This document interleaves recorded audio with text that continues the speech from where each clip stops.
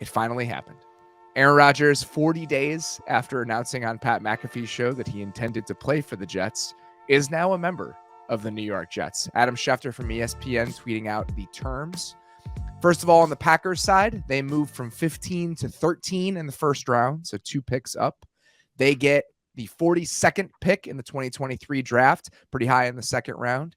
And the big one here, a conditional 2024 second round pick that becomes a first round pick if Aaron Rodgers plays more than 65% of the snaps. So nothing contingent on whether Aaron Rodgers plays for the Jets in 2024. And obviously the Jets get back the 15th pick in the draft, moving down 2 spots in the first round. Seeing the terms, Mike Sando, your initial thoughts on the big move of the day? Look, how Rodgers plays is the number one thing that's going to determine anything in the future, right? But on the top, I think the Packers did okay. You know, when you go back and look at obviously the Brett Favre trade, I mean, it was a conditional 4th they got. So I mean, we knew they were going to do better than that. Rodgers has won 2 of the last 3 MVPs. I know he had a down year, had some injuries, but he's still a really good player. So they should get more. But we wondered how long it would drag before the draft. And I just think just on paper, we'll see about the money and any of that stuff. We don't have maybe all of those details, but it looks pretty good for a team that had already said, we're moving on from Aaron Rodgers, right? It wasn't like they were going to keep him. Yeah, to get this knowing that he wasn't going to play for you anyway, I think is pretty good. And to have nothing tied to whether or not he plays next year, I think has to feel like a win for the Packers. 65% of the snaps, I think, is 11 games. I think he can miss 6 full games and still get there. So you'd have to assume without a major injury, he's going to do that. And the Packers are going to get a high second round pick and a future first round pick for, again, a guy that probably wasn't going to play for them. And this is a team that they have their own off ramp. They got a guy on the roster that they picked in the first round that they want to find out about. So another pick, 2 more spots in the first round to kind of build up the rest of the roster around Jordan Love. And you move on for Rodgers for, I think, a $40 million dead cap hit this year, and then nothing in 2024, which we can talk about. They've got about $50 million in cap space for next season as things currently stand. Yeah, and you figure if Rodgers, let's just say Rodgers for some reason does not hit the 65% play time, right? So now you're the Packers, you're settling for a 2, but probably a high 2 because it's probably they're not going to be very good season, for the Jets. So, I think it's pretty good for a really what is a bad situation for the Packers. I think that's the part that is maybe sometimes overlooked because I think people are just tired of Rodgers in Green Bay. Yes. They're tired of the whole Rodgers and Green Bay thing, and I get it. In fact, I was talking to one of the beat reporters there today about something else, and they're done. Everyone's done. The team's done. So they got out of it. I don't think that's necessarily the best possible outcome when you have a guy who won 2 MVPs, but it's where it was all headed. So here they are. They got something in return that was substantial. What do we think about this from the Jets' perspective? I love it. I mean, to me, one of the columns I wrote when this was about to go down just took a really kind of academic look at what this means for them on the field. And so if you look at the makeup of their team last season, they were pretty elite in the defense special teams component, and they were bottom 5 on offense. And when you have those 2 things together, historically, you miss the playoffs 85% of the time and you win about 40% of your games, which is exactly what the Jets did. Okay. So that's really bad on offense and really good defense special teams. So you look at the Packers last year, bad year. Rodgers, is he interested? Is he hurt? They're still middle of the pack offensively. Okay. Even though it was a bad year for them. If we say the Jets are not, let's just say they're not going to be top 5 again, defense, special teams. Let's just say they're a top 10. I think that's a safe assumption we could say.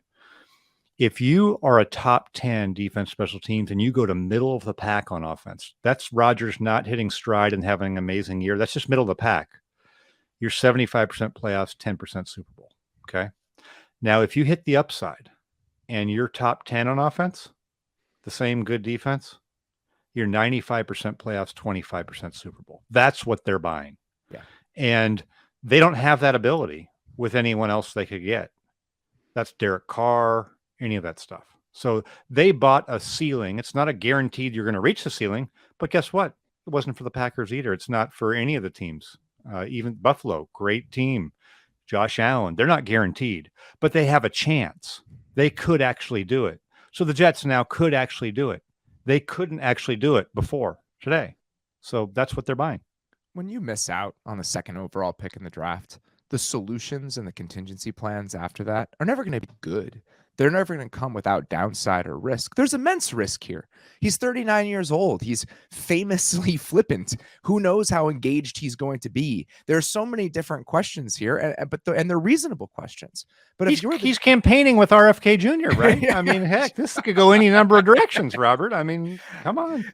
I mean, that's beyond what is going to happen in the New York media and all of that spotlight. There are 10,000 things to worry about. But again, there are no good solutions. And you mentioned Derek Carr's name, Jimmy Garoppolo, some of the other kind of stopgap veteran starters who would be available and available for a reason. Are they better in this situation for you than Rodgers? Probably not, even if you had to pay a premium. You threw out their bottom 5 on offense. 39 quarterbacks last season in the NFL had at least 150 pass attempts. 2 of the starters for the Jets, Zach Wilson and Joe Flacco, ranked 36th and 39th in EPA per dropback among those 39 quarterbacks.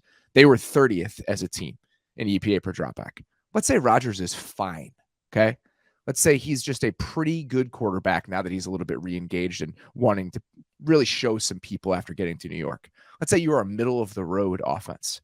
Even that, with a slight slip on defense, is a much better outcome than where you were before, and I think pretty favorable outcome if you're the Jets. So when you're trying to thread this needle of winning after you've missed out on a guy you drafted with a number 2 overall pick, it does seem like this is a prudent way to go about it, even if, again, it does come with some serious risks. Absolutely. And that's what I talked about before. The mid offense is 10% Super Bowl chance, right? It's double that chance of getting the championship round. So especially look at the AFC. You're the Jets. You've got, this coach, this GM, they're pushing. What are we going to do? It's an important year. And it's not like scaling the mountain in the NFC. I mean, man, you're going to be in there with Mahomes and all of these top quarterbacks in the AFC. So this is a pretty good solution. And even if it fails, look, I'm sure people are going to lose their jobs and stuff, but I think it's a good move to make for them. If you think about how quickly things could fall into place, with one of the lingering questions that would come with something like this is, all right, new coaching staff, new situation, what's it going to be like? The familiarity with the offensive coordinator, I think, has to be a real thing that's considered. The idea that there's going to be no communication gaps, they know each other, they like each other, I think that is a point in the Jets' favor. I think the bigger question is, on a personnel level, how much do we think the Jets are actually set up to succeed on offense outside of Aaron Rodgers, in your opinion?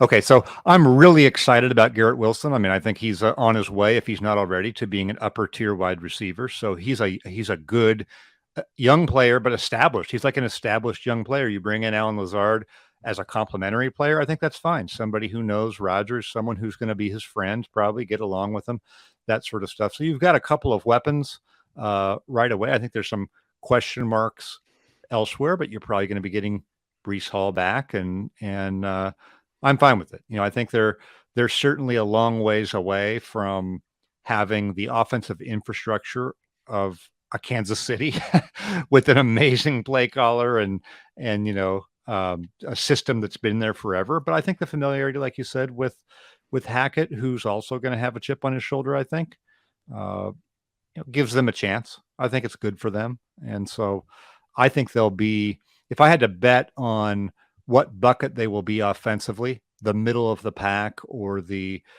top 10, I think it's probably the upper middle of the pack. I think they're probably a top, you would say 12. If I made the over under 12.5 on the ranking, would you, in like a whatever DVOA, EPA, are you going above that? That's a good number. I'm saying it's right in there. I would probably say below that, just because microwaving it that fast, I think, is a pretty tall task. But I think that that's the general range, and that general range with them being really good on defense again, which I don't think is a given, by the way. We know how volatile defense is from season to season. Yeah. There's no way to know about that. But if that's the needle that you're trying to thread, I think that is a totally reasonable place to put them. And looking at their offensive personnel, they still have their first round pick. They still have another second round pick. So they still have some pieces to potentially fortify, whether it's the offensive line or some other areas of this roster, to see what they can do here in the short term. Because make no mistake, this is a short-term play. This is all about what you can do next year. And if you're lucky and he wants to hang around, what you can do the season after that, because he's a 39-year-old quarterback. You are making a bet here over the next 2 years to have this go, or have him take you as far as he can take you. Yep, totally. And you're right. The moving from 13 to 15, I don't care about that. I mean, you still got a top 15 pick. I'm sure there's no huge advantage to that. That's almost like a distraction. So you're right. They've got a good pick. And now it'll be funny to see how they use it, right? That'll be a story. Oh, they didn't get a such and such for Rodgers. I can just see it now.